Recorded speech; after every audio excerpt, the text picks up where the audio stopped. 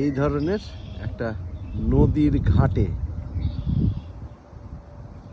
বিকেল বেলায় এই ধরনের একটা রৌদ্রোজ্জ্বল বিকেলে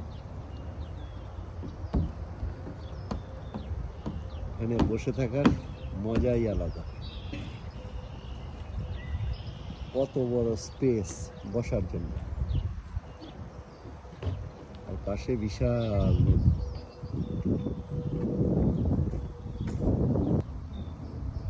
এই ধরনের একটা নদীর ঘাটে